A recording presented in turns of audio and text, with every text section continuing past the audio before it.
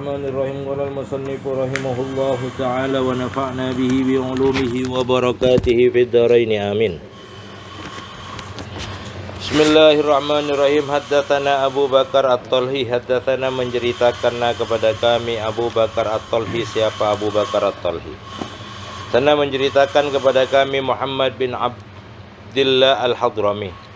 Sana menceritakan kepada kami Muhammad bin Abdullah Al-Hadrami. Siapa Muhammad bin Abdullah Al-Hadrami? Sana menceritakan kepada kami Aun bin Salam. Siapa Aun bin Salam?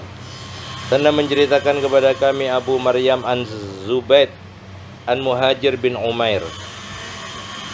Qala, berkata siapa Abu Maryam, siapa Zubaid An-Muhajir bin Umair. Qala, berkata Ali bin Abi Thalib. Siapa Ali bin Abi Thalib? Apa katanya Ali? Inna akhwa fama akhafu itba al-hawa. Inna akhwa fama, inna sesungguhnya akhwa fama paling ditakutkannya sesuatu. Akhafu ialah takut, itba al-hawa untuk mengikuti hawa nafsu. Wa tulul amali, dan panjangnya angan-angan. Jadi ada dua yang harus ditakutin dalam kehidupan kita. Yang pertama adalah itba'ul hawa wa tulul amal. Kalau bicara hawa nafsu itu ingat pada kisah di saat Nabi baru selesai melakukan perjuangan di perang Badar waktu itu.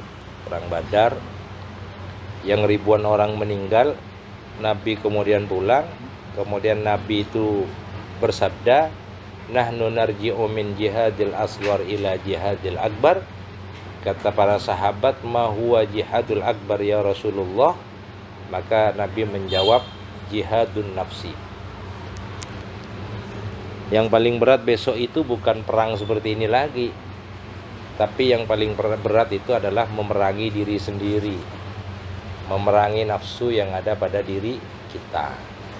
Memang itu yang agak berat, karena bawaannya itu selalu malas sholat, selalu malas dzikir, selalu malas, ya yang hal-hal yang sifatnya ukhrawi itu malas biasanya.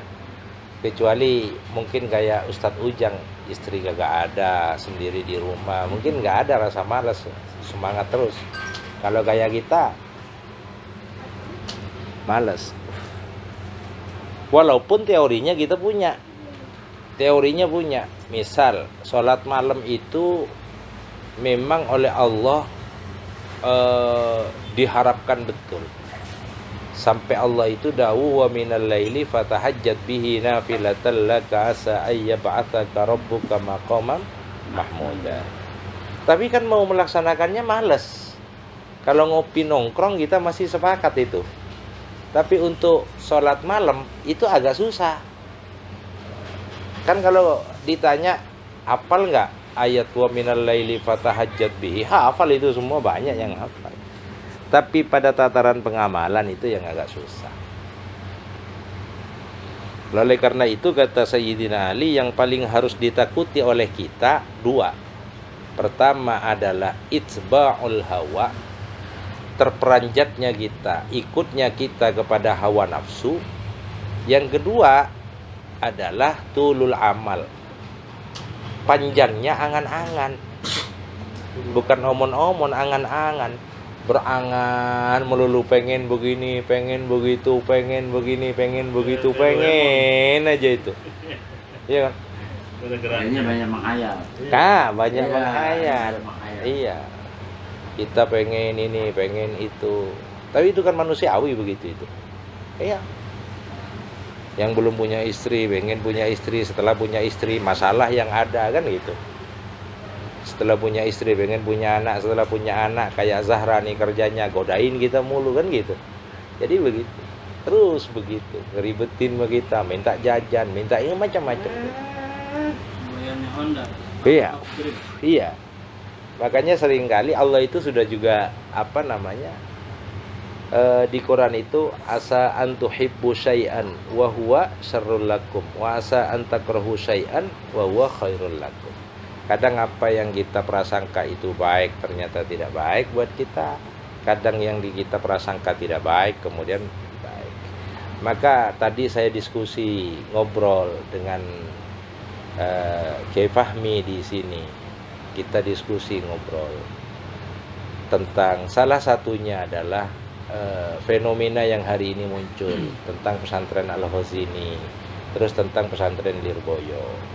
Yang pertama, pesantren Al-Khazini itu sudah mencetak banyak orang wali, ya kan? Syekhna Khalil di situ salah satunya. Pertanyaannya hari ini, pesantren Al-Khazini yang pernah ditempatin oleh almarhum Allahyarham Syekhna Khalil Bangkalan itu tidak pernah terekspos ke media secara masif, iya nggak? Tapi pesantren itu luhur karena banyak orang wali yang dicetak dari sana. Sepakat kita dalam konteks itu. Lah hari ini keluhuran itu kalau tidak dibarengin dengan kemasyhuran, ini kayaknya ada yang kurang. Kayaknya apa namanya? Ada gorengan tapi gak ada sambelnya. Ada itu. Ada yang kurang. Maka saya kemudian mencoba mikir, iya ya, ini pesantren Al-Khazini sudah banyak mencetak orang-orang wali, dan kiainya pun pengasuhnya itu nggak viral sama sekali, nggak kayak ustadz-ustadz muda zaman sekarang yang pakai rekaman-rekaman begini, nggak ada. Dua hal yang saya pikirkan, yang saya khawatirkan. Satu, Allah khawatir, walaupun ini mungkin tidak banyak diterima orang, pikiran saya. Satu, saya khawatir Allah ingin menunjukkan kewalian pengasuh yang hari ini. Dan rata-rata kalau sudah ditunjukkan kewaliannya, tidak bakal lama wafat. Ini yang saya khawatirkan. Karena tidak gampang pesantren mencetak santri yang kemudian menjadi waliyun min auliyaillah, itu tidak gampang. Itu butuh tirakat yang luar biasa. Yang kedua, yang saya khawatirkan, pesantren Al-Khazini ini kemudian menjadi viral, besar. Kan yang kita khawatirkan generasi berikutnya sanggup enggak menjaga tradisi itu. Khawatir tirakatnya enggak sama, Pak. Sama dengan kasus yang kedua kemudian Ki Anwar Mansur. Ki Anwar Mansur ini sudah sepuh, pesantren besar Lirboyo, jemaahnya banyak. Tapi beliau orangnya itu qanaah banget. Beliau itu qanaah, enggak kemaruk dunyo kayak kita itu, Pak. Jadi walaupun santrinya ngasih amplop begitu, dia kagak mikir. Bisa saja isinya 50.000, 20.000 karena hanya ingin tabarrukan sama gurunya. Saya khawatir dibuka kewalian beliau oleh Allah Subhanahu wa taala pada kita. Coba bayangkan kalau seorang wali kemudian diambil oleh Allah, berkurang lagi orang wali. Walaupun dalam kitab ini disebutkan bahwa dalam satu masa itu ada 500 wali yang diangkat Allah. Setiap wafat satu akan diganti yang satu. Itu kan prosesnya panjang, Pak.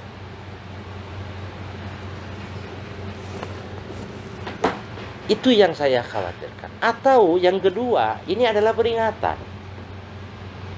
Peringatan kepada dunia pesantren yang sudah banyak bergeser dari pakem pesantren. Allah pengen nunjukin pesantren itu harus kayak Al-Khazini loh ya. Pesantren itu harus kayak Lirboyo loh ya. Khawatir pengen nunjukkan begitu kepada pondok-pondok pesantren yang sudah mulai bergeser. Coba tanya Ustadz Ujang. Pesantren itu mengajarkan bagaimana akhlak, bagaimana bisa baca kitab kuning, bagaimana menjadi fuqaha, kan begitu. Yang kemudian akhir-akhir ini banyak pesantren, tidak banyak yang kemudian ada beberapa pesantren, maksud saya, yang tidak serius pada urusan kitab klasik, tapi lebih serius kepada intelektualitas. Kan di pesantren itu dua yang harus dibangun, intelektualitas dan spiritualitas, kan gitu. Coba kita lihat ada beberapa itu, maaf nih. Hazanah pesantren dari zaman dulu saya mondok dengan Ustadz Ujang, mungkin saya, Ustadz Asrori. Libur pesantren itu maksimal 1 tahun itu 2 kali, bos. Maulid sama Ramadan. Iya kan? Bener kan ya? Iya. Tapi hari ini fenomena pesantren berubah lagi. Libur sekolah, pesantren juga ikut libur. Ini fenomena hari ini.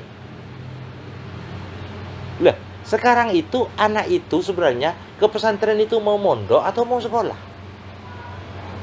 Kalau mau sekolah sambil mondok, maka ikutan aturan sekolah yang lebih dominan dibanding dengan aturan pesantren. Tapi kalau mondok sambil sekolah, yang lebih dominan adalah aturan pesantrennya. Sekarang kan gitu faktanya itu. Kok pulang leh? Libur semester. Libur semester lalu pulang. Kan urusan pengajian di pesantren nggak pernah libur. 2 hal itu yang kemudian saya renungkan tadi, saya ngobrol. Saya ini Kiai. Tapi yang paling saya khawatirkan yang nomor 1. Khawatir Allah pengen menunjukkan kewalian beliau. Dan kita ditinggalkan sama beliau. Kita kalau cuma ditinggal bukan orang yang wali, ya enggak terlalu khawatir. Karena kalau orang yang menjadi kekasih Allah yang meninggalkan, itu satu ilmunya kemudian dibawa, ya toh? Keberkahannya juga dibawa. Kalau yang mati cuman kayak saya, Pak, enggak ada yang mau saya tinggalin, Pak, dan enggak ada yang mau saya bawa. Tapi kalau Ki Anwar Mansur wafat, yang dibawa itu adalah keberkahan beliau dan ilmu beliau. Itu khawatir itu. Karena cara Allah untuk membuka kewalian orang itu banyak cara. Salah satu contoh, Gus Dur itu dibuka kewaliannya kan salah satunya saat dijatuhkan dari kursi presiden. Kemudian muncul itu kewaliannya. Iya kan? Itu caranya Allah. Kadang menyakitkan kita lihat, tapi ternyata luar biasa itu. Lah itu makanya kata Sayyidina Ali yang harus kita takutkan yang pertama adalah itsba'ul hawa. Khawatir kita ini masuk ke wilayah hawa nafsu. Berjuangnya karena nafsu. Iya toh? Iya. Kan khawatir kita, Pak. Ada pesantren gratis kemudian nafsu muncul, kesombongan pada diri kita. Itu kan bahaya. Itu bahaya. Yang kedua, tulul amal, terlalu banyak angan-angan. Lah ini yang paling banyak ini, Pak. Iya. Angan-angan ini yang paling banyak ini, Pak. Itu loh. Ya itu, fa amma itba'ul hawa, maka adapun mengikuti hawa nafsu itu fayasuddu, maka akan menjauhkan apa itu itba'ul hawa anil haqqi, dari kebenaran. Kalau sudah nafsu yang dikedepankan, maka kebenaran itu akan tertutup, Pak. Kita sudah tidak bisa realistis lagi mikir. Enggak bisa rasional lagi mikir kita, karena sudah nafsu yang didahulukan. Pokoknya harus tercapai keinginan kita. Apapun tantangannya yang di depan, apakah itu melanggar syariat kek, tidak melanggar syariat kek, apakah ini maslahat kek atau tidak kek, jalan aja. Yang penting tercapai. Jadi hawa nafsu itu mampu yasuddul haq, menutup kebenaran. Jadi akal sudah kadang nggak dipakai. Dipakainya akal itu hanya untuk mencapai tujuan kita karena nafsu kita. Dagang, pengen rame, pakai nafsu. Bisa saja, walaupun kita muslim sudah tahu hukumnya babi itu haram, bisa saja dikasih minyak babi supaya gurih sama kita, ya toh? Dikit doang katanya biar. Kan bisa saja itu. Kan ada potensi begitu. Bahkan ada potensi yang lain, pengen rame dagangannya sampai kita datang ke dukun seumpamanya, ya toh? Asihat. Iya, pakai apa namanya? Ya asihat. Ya, asihat lah, apa macam-macam. Toko Gunung Kawi. Lah, begitu kan. Itu kadang. Wa amma tulul amali, dan adapun panjangnya angan-angan, terlalu banyak berangan-angan, itu fayansi al-akhirata, fayansi maka akan melupakan al-akhirata, ke akhirat. Jadi kalau kita terlalu banyak angan-angan, khususnya urusan duniawiyah, ini akan lalai kita urusan akhirat. Nah, makanya tadi kemudian kesimpulannya, Kiai Fahmi itu kemudian cerita ke saya, itu Kiai, menerima rukun iman terkait dengan qada dan qadar Allah itu tidak gampang. Ya, nggak gampang. Coba bayangkan, itu mau membuat skenario bagaimanapun Trans 7 itu, kalau memang tidak digerakkan oleh Allah suruh push itu, nggak akan terpush. Itu kan video lama itu kalau gak keliru, ya bos ya. Video lama itu. Kenapa baru dipush sekarang dengan narasi yang seperti itu? Jangan-jangan ceweknya itu wali juga itu. Saya yakin tidak wali kalau ceweknya itu, karena dia cuma tuntutan. Saya yakin hanya tuntutan gaji doang itu, pokoknya dapat gaji dia mah. Iya. Tapi kita memang tidak setuju dengan apa yang disampaikan oleh Trans 7. Itu adalah sebuah penghinaan, ya. Itu sebuah diskriminasi kepada pesantren dan lain semacamnya. Cuma saya hanya berpikir sepintas seperti itu, gitu ya. Itu. Jadi menerima ketentuan Allah itu memang bukan sesuatu yang gampang. Bukan sesuatu yang gampang. Nah, kemudian kalau seumpamanya kita terlalu banyak angan, banyak cita-cita, cita-citanya terlalu banyak, pengen jadi ini, pengen jadi itu, pengen begini dan lain semacamnya, itu mampu melupakan hal-hal yang mengantarkan kita kepada akhirat. Ala wa inna dunya qad tarahalat mudbiratan. Ala, apakah tidak, wa inna dunya, dan sesungguhnya dunia, qad tarahalat, telah berlalu, mudbiratan, pergi. Artinya apa? Kita ini kalau terlalu banyak berangan-angan urusan dunia, dunia ini pergi. Yang kemarin aja sudah selesai urusannya, ya kan? Hari ini kita 1 jam lagi urusannya, bukan 1 jam berlalu. Makanya masa depan kita itu hari ini. Makanya yang perlu kita tangisin itu sebenarnya, apakah hari ini kita masih tetap bisa beriman dan bertakwa kepada Allah? Apakah saat ini masih kita bisa bermaslahat dan lain semacamnya? Ala wa innal akhirata, apakah tidak, wa innal akhirata, dan sesungguhnya akhirat, qad tarahalat, terus berjalan, mobilatan, untuk mendekat. Nah, sementara akhirat itu semakin mendekat sama kita. Makanya ada pepatah orang, umur itu semakin panjang, itu sebenarnya bukan makin panjang, makin berkurang. Yang harusnya kuotanya 60 tahun, kalau sekarang 40, sudah dikurangi 40. Cuma kan doa kita mudah-mudahan umur panjang. Mau panjang bagaimana? Wong sudah ada batasannya kok. Yang benar itu bukan panjang, mudah-mudahan umurnya tambah berkah. Kan gitu. Bukan tambah panjang, mau panjang gimana? Kan gitu. Jangan sampai panjang kayak ceritanya Nabi Ibrahim kan. Iya. Yang kemudian ada tamu yang dikasih kurma, meler aja begitu. Masukin kurmanya, jatuh lagi. Masukin, jatuh lagi. Nabi Ibrahim malam-malam doa, ya Allah, saya minta tolong panjangkan umur saya. Yang padahal yang dipikirkan Nabi Ibrahim itu minta panjang umur terkait dengan umatnya yang masih kocar-kacir, kata Nabi Ibrahim. Pagi-pagi datang orang tua, datang ke Nabi Ibrahim yang duduknya sudah nyingkre begitu, meler aja gitu, apa namanya, keluar air liur aja. Dikasih kurma sama Nabi Ibrahim, dimakan kurmanya, gak bisa dikunyah karena udah gak ada giginya. Keluar lagi kurmanya, dimasukin lagi. Baru Nabi Ibrahim sadar, saya semalam itu doa pingin panjang umur. Bagaimana kalau panjang umur kayak ini, katanya. Akhirnya apa? Nabi Ibrahim istighfar, sujud kepada Allah, minta maaf. Kalau Nabi ditegur langsung oleh Allah. Kalau kita maksiat, siapa yang mau negur? Siapa yang mau negur? Hah? Oh, Pol PP, ya. Itu kalau melanggar marka jalan. Kalau cuman misal kita WA ke siapa yang maksiat begitu, siapa yang mau negur? Iya kan? Kalau besok katanya al-yauma nakhtimu ala afwahihim, mulut kita disumpel. Sekarang itu ngomong cinta itu gak usah pakai mulut kok, cukup lewat WA begitu sekarang. Iya kan? Itu sekarang.